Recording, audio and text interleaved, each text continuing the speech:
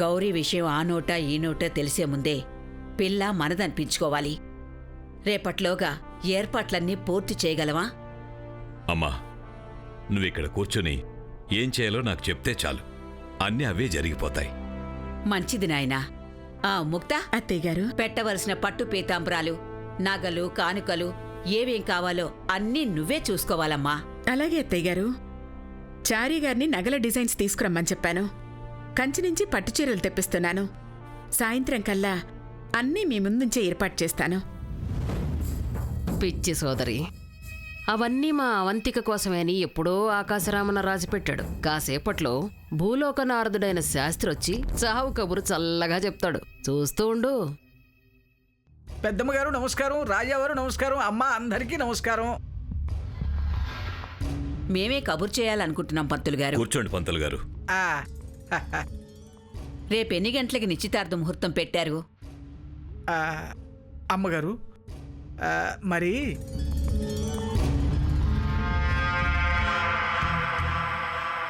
ఎలా చెప్పాలో తెలియటం లేదమ్మా. ఏ విషయం? మిమ్మల్నే నాంచకుండా సంగతేంటో చెప్పండి. ఈ సంబంధం వాళ్ళు తప్పుకుంటున్నామని చెప్పమన్నారమ్మా. కారణం? గౌరీ విషయం వాళ్ళకి తెలిసిపోయిందంట అమ్మగారు.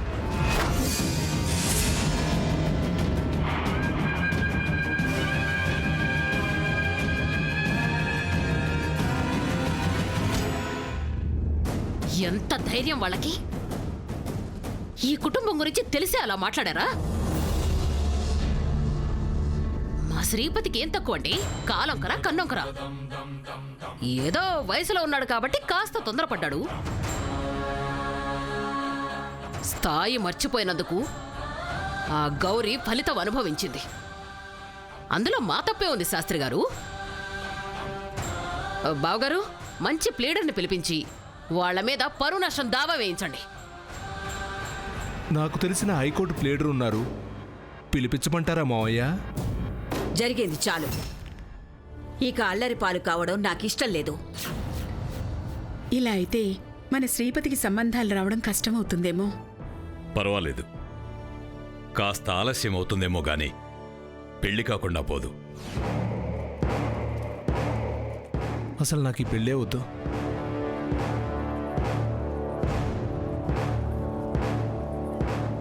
నా మూలంగా మీ అందరికీ తలవంపులు రావడం నాకిష్టం లేదు.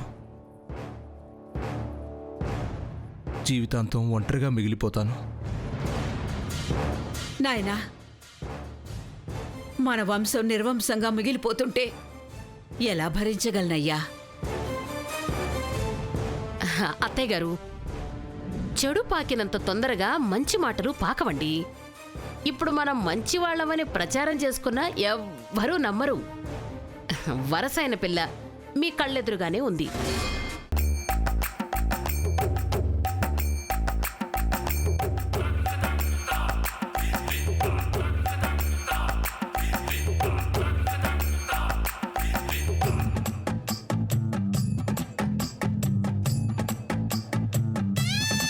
నందికాయ అంటే ఎలా అయిపోయింది తెలీదు. అదెవరు? నందికిలా ఉందేంటి? అవును అంటారు, నందికే. కాంపు తీసి సన్యాసులు కలిసిపోయిందా ఏంటి? ఏమైనది పాపం? ముక్తాదేవి గారిని కొత్త డ్రెస్ అడిగితే ఇది కొనిపెట్టారేమో. ఓం శాంతి. అందరికీ శుభోదయం. నువ్వు నందిక డూపా? నువ్వు నందిక ట్విన్సా? నందికమ్మడు, నువ్వేనా? నేను అనుకుంటూ ఇంతకాలం నేనేం పోగొట్టుకున్నానో నాకు తెలిసింది. నువ్వు నన్ను గెలిపించడం కోసం ఓడిపోవడం చూసి నాలోని అహంకారం చచ్చిపోయింది. పురుగుల మందు పెట్టి చంపేసినావా? అహంకారానికి రూపం లేదు కొండబాలిక. మారితే మారావు కాని ఇట్టా సన్యాసిలా మారిపోయావేంటమ్మడు? ఇది సన్యాసం కాదు భూమి బాలిక. శాంతిమాల ధరించాను. కోపం, ద్వేషం, అహంకారాన్ని జయించే శాంతిమాల వేశాను. ఓం శాంతి. ఏ శాంతి? డిస్కో శాంత విజయశాంత. మనశ్శాంతి. ఇప్పుడు ఇప్పుడు నేను పూర్తిగా మారిపోయాను సుబ్బు బాలక. ఈ మాల ధరించాక నాలో కోపం నశించింది. ఎదుటివారితో మర్యాదగా ప్రవర్తించడం పెరిగింది. ఏ ఎరువు వేసి పెంచావు? ఎరువు రైతులకే కరువు. నాకెక్కడ దొరుకుతుంది బాలక? ఇది బుద్ధుడిని, గాంధీజీని అనుసరించే విధానం. ఓ చెంప మీద కొడితే ఇంకో చెంప చూపించమనే అహింసాతత్వం. అవునా? అవును కొండ బాలిక.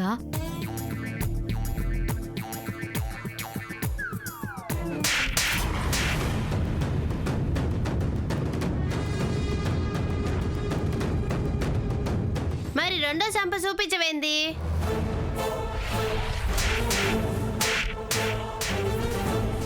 బలే బలే బలే బలే భూమి! ఒక్క చెంప మీద కొడితే రెండో చెంప చూయించినది. అనన్నా సుబ్బు చూసినారా? నాకు నమ్మకం లేదు. వరుసగా ఓ ఇద్దరు కొడితే మూడోసారి వాళ్ళని తిరిగి కొడుతుంది. ఆ, ఆ. లేదు సార్ బాలక, నేను నిజంగానే మారిపోయాను. ఆ, నాకు నమ్మకం లేదు. ఒకసారి టెస్ట్ చేయొచ్చా?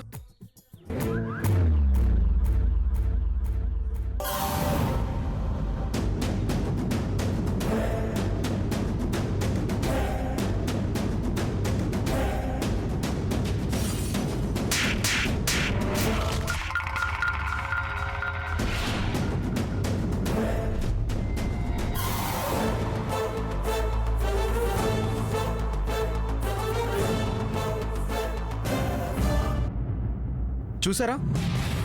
ఇంకో చెంప చూపించడం లేదు. కొంచెం గ్యాప్ ఇచ్చి కొడతారేమోనని ఆగాను సార్ బాలక. మనకంత పేషెన్సీ లేదు నందిక బాలిక.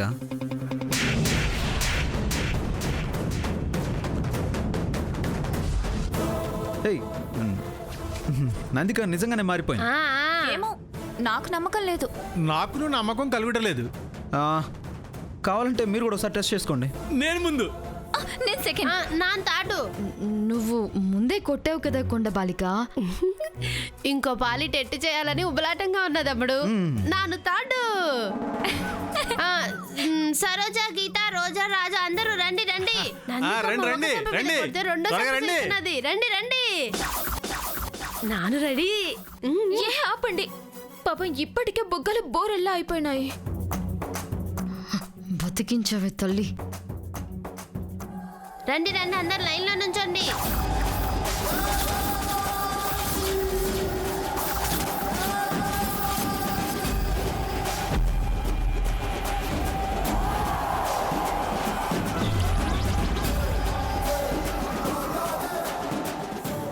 స్టార్ట్ చేద్దామా శుభు? ఏ కానీ కొట్టు. ఏయ్,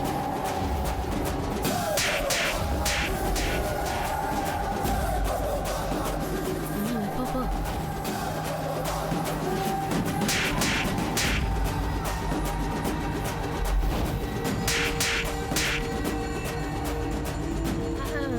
ఆ, ఇప్పుడు నేను ఇటు ఇటు.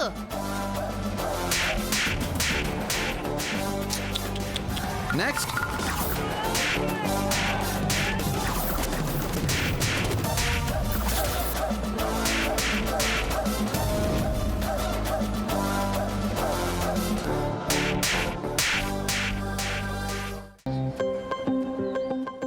ఒక్క ఫ్లవర్ ఇస్తే నో అంది. అందుకే ఇవన్నీ. మేఘ సందేశం లాగా పూల సందేశం అన్నమాట.